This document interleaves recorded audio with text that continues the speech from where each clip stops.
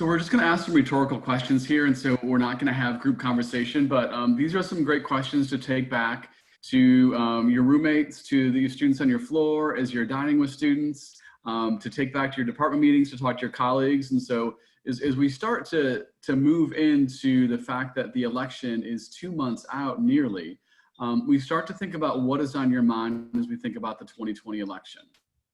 So we're going to let you ponder that individually to set the tone and set the frame, and then we'll move on.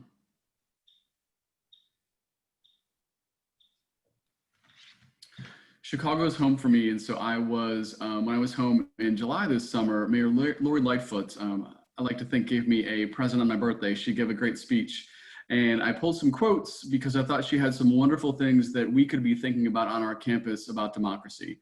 And so Mayor Lightfoot had this to say: "Democracy requires us to engage in a public square where we can debate and find the facts and the arguments to persuade.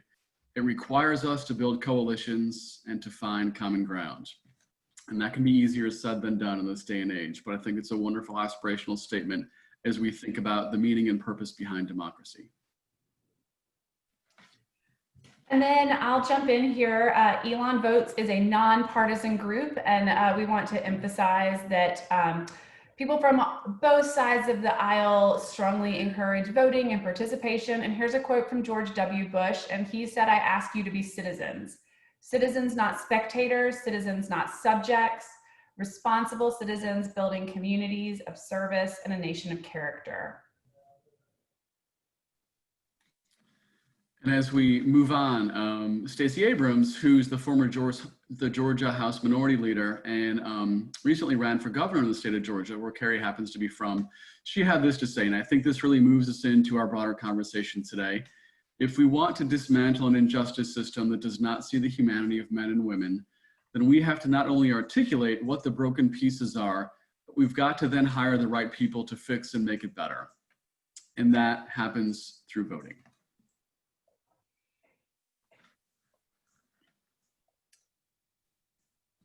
So it's hard to get a measure of college students' age groups in particular when you're doing surveys, but the Harvard Youth Poll happens twice a year. Is that correct, Bob?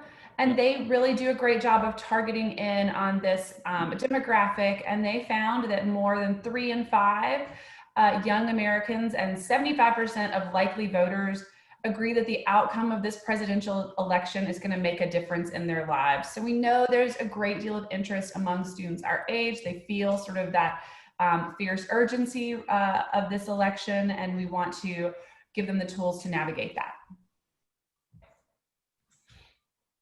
One more quote from that, or sort of finding from that Harvard Youth Poll: there were just less than 10% that believe that the country is working as it should be. The majority of young Americans prefer reform over replacement of current institutions. As we take a look at some really interesting research from Circle at Tufts University, they did a 2020 pre-election youth poll. And so they were polling young people between the ages of 18 and 24. And so if you take a look at sort of the yellowish greenish color, that represents 2018. And then if you look at more the light blue color, that's 2020. So what's really interesting is that we're seeing some dramatic shifts in engagement and activism among young people. And so if you take a look at 2018 to 2020, we're seeing some huge jumps in areas such as these: trying to convince other youth to vote, donating money to a campaign went from 8% to 29%. That is a huge jump. Attended a march or demonstration, that number almost doubled. Registered others to vote, that number over doubled. And then volunteered for a political campaign, that number tripled. And so we're really seeing young people between the ages of 18 and 24 really deciding to be involved in politics, in democracy, in civic life. And so just in the last 2 years, it's really helpful to look at these significant changes in activism and engagement among young people. And Bob, I know these numbers are from some point this summer. I wouldn't be surprised if they're even higher now. Absolutely.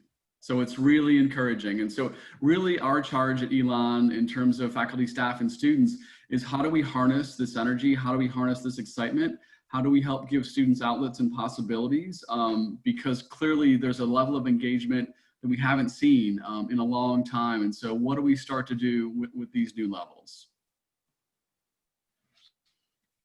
So we want to challenge you to think about how do you plan to engage yourself and others in the 2020 election. And hopefully what we'll do throughout the rest of this presentation is really give you the tools and show you what we've put together here at Elon that can help you make a plan, execute that plan, and vote and engage in this presidential election cycle. We'll also talk about not just the president on the ballot.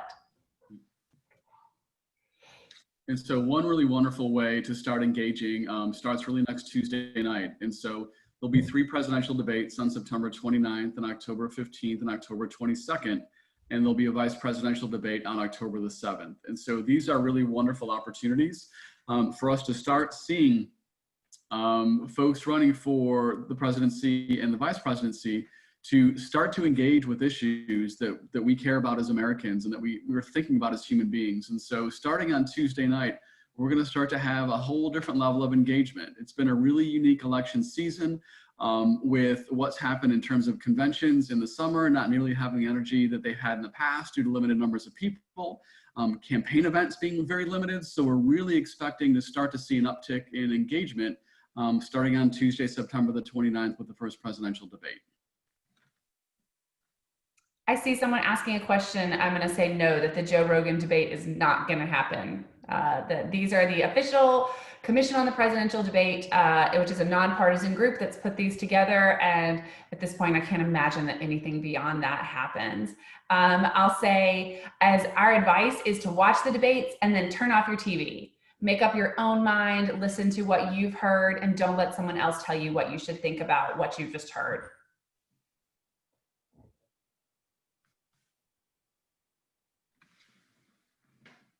One of the things we're really pushing this year is to encourage people to make a plan to vote. It's easy to just say, oh yeah, I'm registered and I'm gonna vote.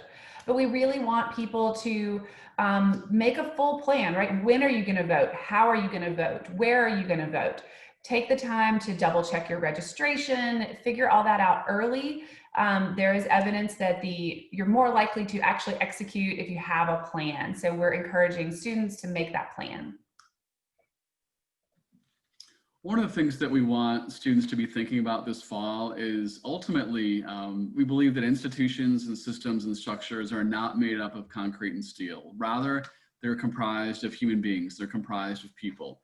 And so as we think about the election this fall, we have an opportunity to cast our ballots to either retain or to replace elected officials in institutions such as these. The U.S. House of Representatives, the New Jersey General Assembly, locally, the Alamance County Board of Commissioners. So we have some data. The Institute for Democracy and Higher Education at Tufts puts together what we lovingly refer to as InSolve data. And they showed us that in 2016, we got 77% of Elon students registered to vote, which is great. We're really happy with that number.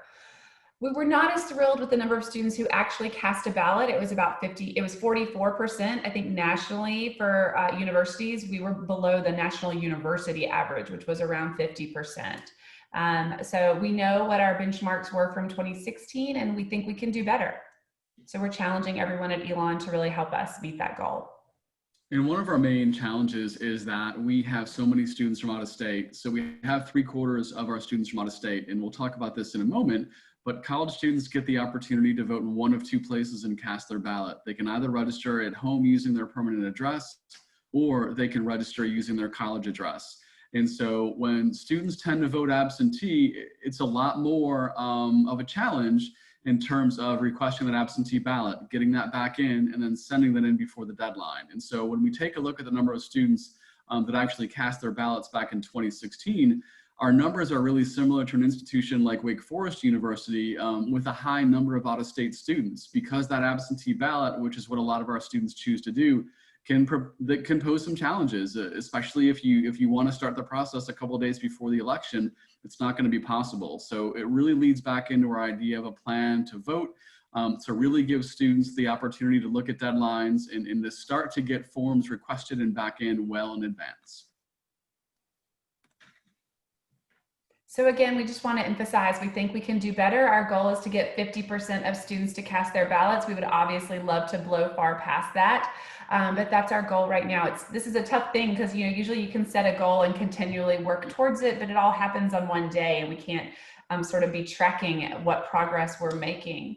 But again, particularly with this pandemic, we want to encourage students to not just make that plan, but execute it soon. Like, don't wait. As we think about how the fall is going to unfold, we really decided to put some priority areas in each month of the fall. And so this really started back in August, but August and September, our focus is on voter registration and absentee ballots. We used to solely focus on voter registration in August and September, but given the fact that our students have had such a challenge with absentee ballots, we started to drill that in much earlier this year based on our in-self data. We then go into October. The focus is on absentee ballots. In addition to that, if you happen to be voting here in Alamance County, there's a really wonderful early voting period that extends from October 15th until the 31st. And so folks have the opportunity to vote in person for a 2-week period at the end of October. And then in November, we go into our Get Out the Vote focus. And again, if folks are registered to vote here in Alamance County, what we do every election year is that we have a shuttle that runs between 7 a.m. and 7 p.m.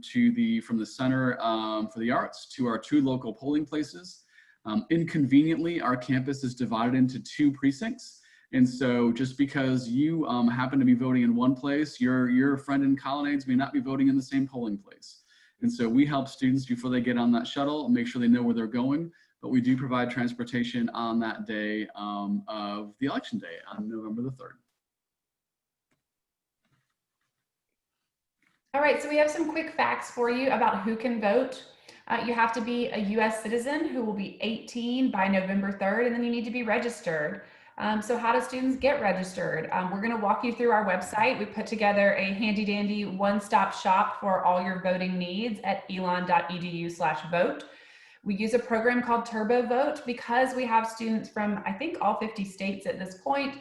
Turbo Vote assists students in registering in all states. If students are already registered, you can still sign up for Turbo Vote, and then they'll send you reminders about important upcoming deadlines to request your absentee, to get it back in. So it's a really useful tool. We at Elon Votes don't make any decision for students about where it's best for them to vote. We simply give them the information that they can register either using their permanent home address or their campus address. The important thing is that you can only register and vote in one place, but we leave it up to students to decide what's best for them.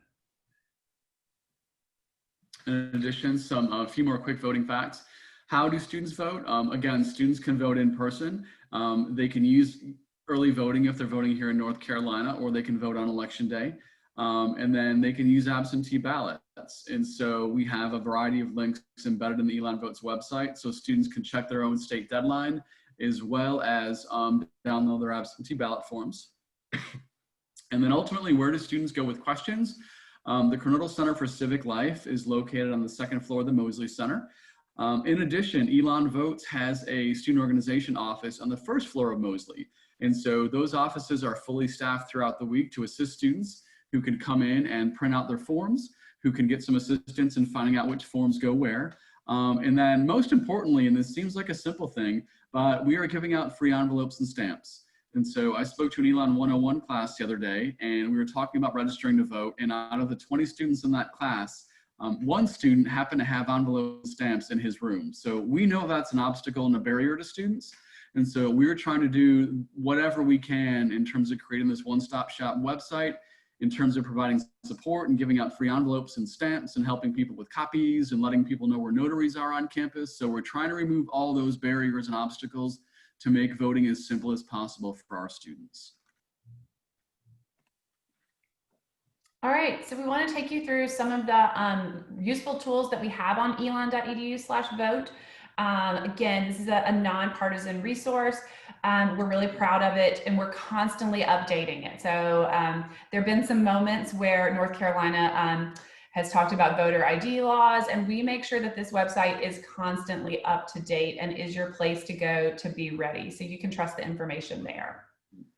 And we have a really wonderful relationship with our local Alamance County Board of Elections. And so when we're making language changes or we're making edits, we work in tandem with our local Board of Elections, which every college doesn't have the luxury of having that relationship with their local board. And so we are fortunate that our local board really is interested in helping support students voting. And so we work in tandem with them, again, to make things as simple as possible for our students.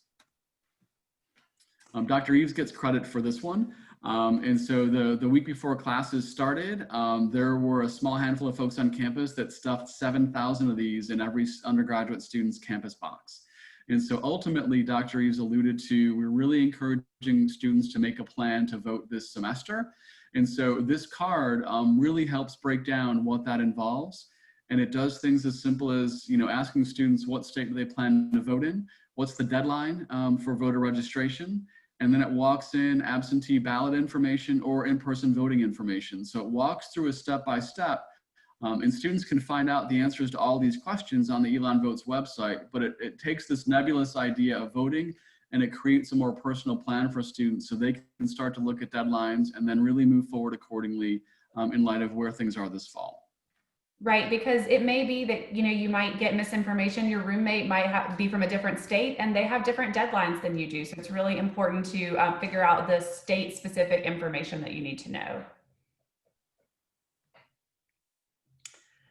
Here's what our lovely website looks like. Here's the banner across the top. I'll just give a shout out. We had a student who designed this. We have a great group of students who help us work on all of our Elon Votes efforts, and hopefully you'll see them out across campus throughout the fall.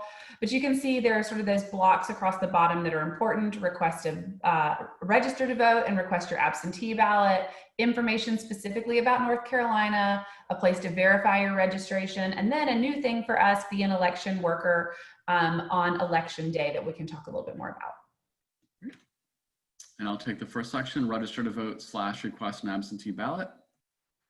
This section provides a variety of information that ultimately leads students who are interested in registering to vote and or requesting an absentee ballot to TurboVote. And so Dr. Eves alluded to this before. And so this is a really simple system that really only takes about 3 minutes to enter your information. And ultimately what you do is you enter the address where you want to vote. And for students, that's either going to be your permanent address or that's going to be your campus address. One of the big challenges that we have faced and we have helped eliminate is that when you ask an Elon student, what is your campus address, they're hardwired to say, as they should, campus box 2832. Well, on voter registration and absentee ballot forms, you have to have a physical street address. And so what we've done is if you're living in Global Neighborhood Building A, what happens in this year is that you're able to go ahead and pull down your drop-down address and it's going to auto-populate for you. And so you no longer have to worry about knowing the address of the building that you live in on campus. And so you enter your information, and then what it's going to do is ultimately it's going to populate a voter registration form and or an absentee ballot form. You can print those out at the end, and then it tells you exactly where you need to mail those. And so it's a really simple way to navigate students from 50 states with 50 sets of deadlines and 50 sets of voter reg and absentee ballot forms. So it really makes things as simple as possible. And it's used at lots of universities across the country. And so it's a great tool that we're thrilled to have.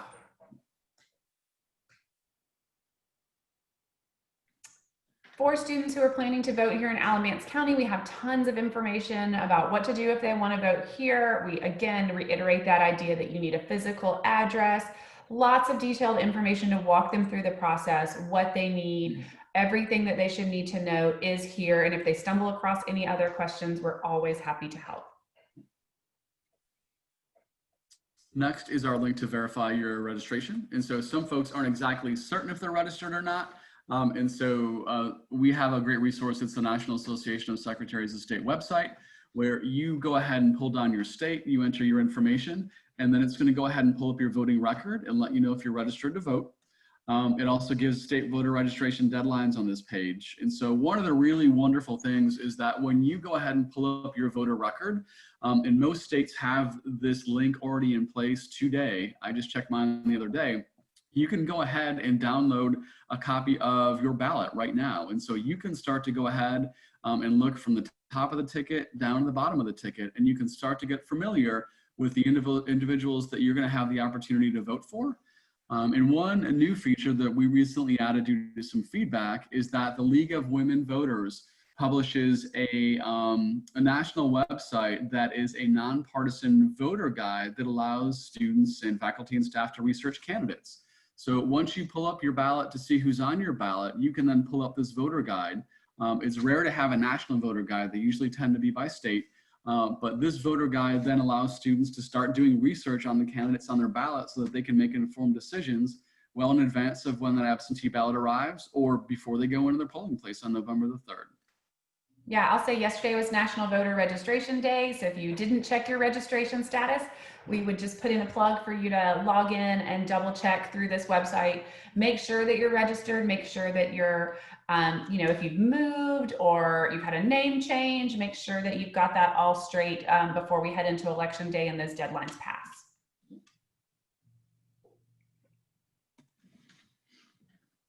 So this is new and exciting for us. There's concern this year about a poll worker shortage. If you've ever been to vote in person on Election Day, you probably know that many of the poll workers tend to be individuals who are retired.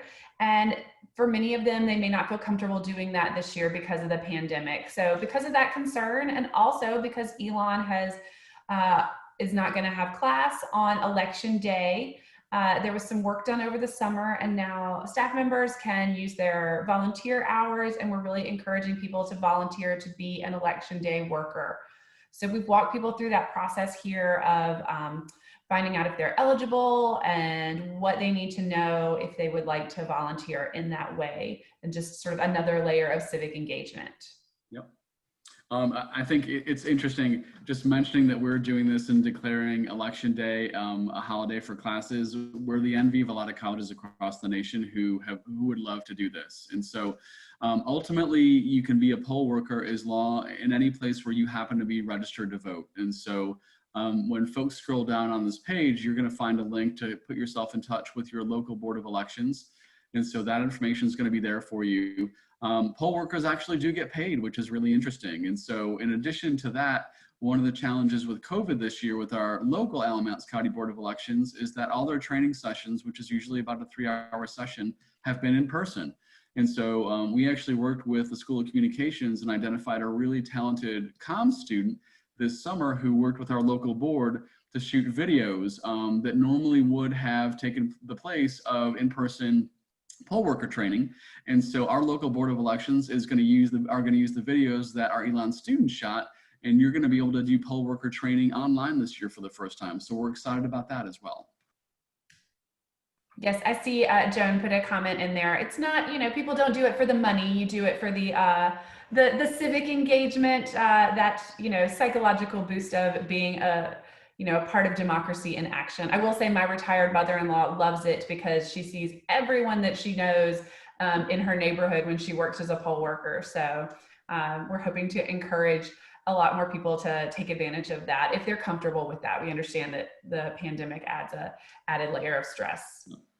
And I hope you can see a theme through our presentation that in terms of engaging in democracy, in terms of engaging in civic life, voting is certainly key, but we're also asking you to consider other things to do to engage. And that may be involving other people and talking about their plans to vote and considering being an election worker on Election Day. And so we certainly want you to vote, but given the level of engagement we're seeing with students and colleagues across the nation, we're also putting the and in there. We want you to vote and also consider additional ways to become involved in the election cycle this year.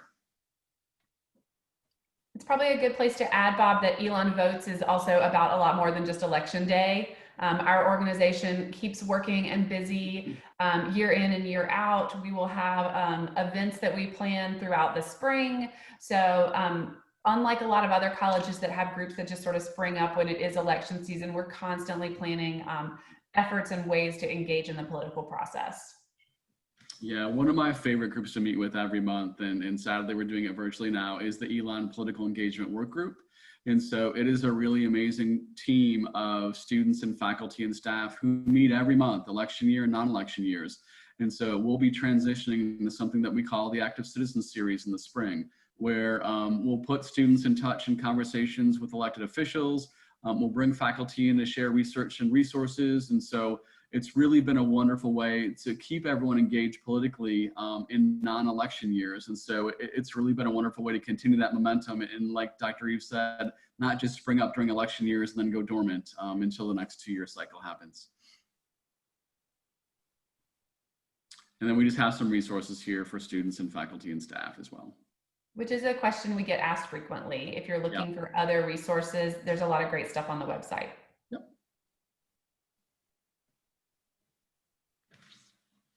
All right, so you may still have questions, which is completely understandable. Voting is unfortunately sometimes complicated. So if you have questions, obviously we'd suggest you go to the website first. If that doesn't answer your question, come to Kernodle. They're 8 to 5, the doors are open and people are prepared to answer those questions. Give you those envelopes and stamps that are key, and help us spread the word that envelopes and stamps are available there. You know, we again we want to lower as many impediments as we can for students being able to vote. We're trying to make it as easy as we possibly can. We know absentee voting still puts more hoops to jump through than those of us who can just drive around the corner to our polling place. And so we're trying to do all that we can to make it more accessible for students. Cool. We know it's been a lot of information in a very short amount of time, and so we want to go ahead and open up the floor for questions or comments or thoughts or ideas. I'm going to take us out of this so we can see some faces.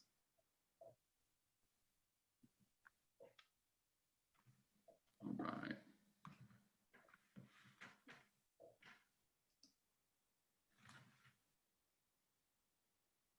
Pearson, dinner looks good tonight. I was envious of your chicken leg earlier, so. Yeah, Lakeside. It was good. So I see Angela asked about letter writing campaigns. So I've actually had a lot of thoughts about this over the weekend. If you're on any sort of social media, right, people have very strong feelings about the passing of Justice Ginsburg and what the Senate should do. If you want to, so I guess you have two questions there, writing letters to encourage people to vote. I think the more personalized it is, the better, right? People that you know, that's great, right?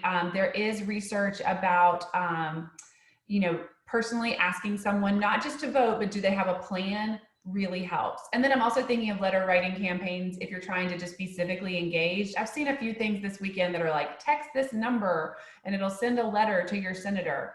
That's less effective because they know that that's just a form letter, right? Actually putting your thoughts and feelings into it is gonna raise your letter up higher on the top of the pile there. So same thing if you're trying to encourage your friends to vote, write letters, make them as personal as you can, or at least a personal touch so people can tell it's really coming from someone. Let's see, I see another question here from Joan about impediments to voting access last weekend in Virginia, and any concerns about that here in North Carolina. You know, I think I don't want to ever be in the prediction business anymore when it comes to elections. I guess that's a possibility. You know, in a perfect world, I want people to always feel safe voting. I think you could ask someone to go with you if you're worried. I saw some really nice stories that the county manager in Virginia spent his entire day walking people back and forth who felt nervous to the polls. So again, it's probably a good reason to make a plan, find a friend, someone to go with you. There are rules that the local election officials have to enforce about the distance that people have to maintain from the polling place. But, you know, I saw those stories in Virginia where people had put themselves in an awkward position. We'll just see what election season brings. I don't guess I have a magic answer. I think just to add to that as well, I know that what a lot of colleges see in terms of impediments is that sometimes addresses need to be matched because they hadn't been matched prior to voting. And so we're really fortunate to work with the Alamance County Board of Elections. A lot of colleges will ask students to go to the registrar's office or the residence life office to get a letter printed off verifying their on-campus address. You know, we're going to 20 on-campus student address books to the Alamance County Board of Elections tomorrow morning. And so they try to keep it as simple as possible for students to eliminate barriers to voting. When they have questions that come up, they call us. When we have questions, and so I think locally, we're really fortunate that we have a Board of Elections that wants to see our students vote. And so when I think about impeding access, I know it's very different than what happened in Virginia last week. But in terms of college student access, we're really fortunate to have the relationship that we have to have a board that wants to see our students vote. Good question.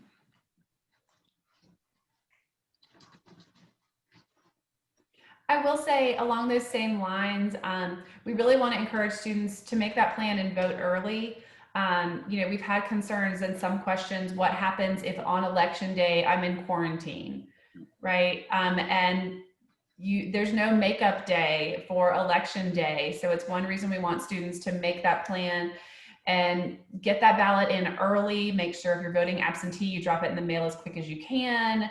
We want to caution people about waiting until election day, because there is some concern, right, that if you get sick, then you miss your shot, and we don't want that to happen to anybody. So as you're engaging with students or talking to your friends, tell them to vote early if they can. And I've seen several people talk about early voting I've gotten rave reviews about how it works in Alamance County, and that they really do have a good system. And I anticipate they have great sort of spacing. So if you're worried again about your personal safety, like they've taken some measures to make sure they have big enough spaces where people can social distance and do what they need to do. So encourage people to take advantage of that great early voting opportunity. Yep. And I think to add to that too, I know that some folks have been concerned about the speed of the mail system. And so if you do decide to vote using an absentee ballot in North Carolina, here in Alamance County, you don't even have to mail that back in. If you want to take that absentee ballot, you can drop that back in personally to the Board of Elections in Graham. You can drop it off during early voting between October 15th and 31st. So if you get that North Carolina absentee ballot and don't want to drop that back in the mail, you can go ahead and personally drop it in. They are instituting a new tracking system this year where you can track your absentee ballot after you send that in. So that's an additional piece as well. But again, it's simple to drop that off if you want to do that. Oh, so Patrick. Bob, I see a question here from Ryan saying that he set up Turbo Vote since he's voting in North Carolina, doesn't have a North Carolina driver's license and needs to have a form sent so you can get it to the Board of Elections. It's been more than a week and it's still not here. What's your advice, Bob? Yeah, so Ryan, that's really easy. You don't need, so on that form, there is a box for North Carolina driver's license. However, all you have to do is ignore that box and enter the last 4 digits of your social security number. And so you can go ahead and just send that in using the last 4 of your social. You don't have to worry about having a North Carolina driver's license number. Good question, Ryan. It's really good. And if you continue to have questions, call Kernodle and they can help you work through it. Yep, we appreciate that. Patrick, it looks like you dropped off your absentee ballot yesterday. That is great news. And Patrick, you said you got a text after you dropped yours off. That's correct? That's really cool. That's awesome. We'll say if you vote absentee, I know one of the bummer things is that sometimes you don't get to wear that I voted sticker on election day. We were just talking with our team today, and they're going to plan to be out somewhere on campus on election day. They are active on social media. And so if you want to go get an I voted sticker on election day, our team will be able to hand those out to you to make sure you don't feel left out and you can represent with pride on election day. That's awesome. And Patrick, you've already cast your ballot. You can stop by the office tomorrow. We'll give you a sticker and you can wear it from now until November the 3rd if you want to every day. You can laminate it. So, but we'll keep those stickers coming, but we've got them if you want them. It's important.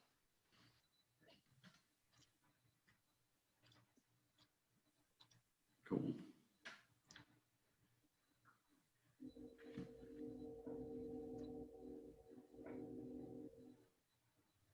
Well, we would just encourage y'all spread the word to everyone that you're talking to on campus to encourage them, help point them to resources.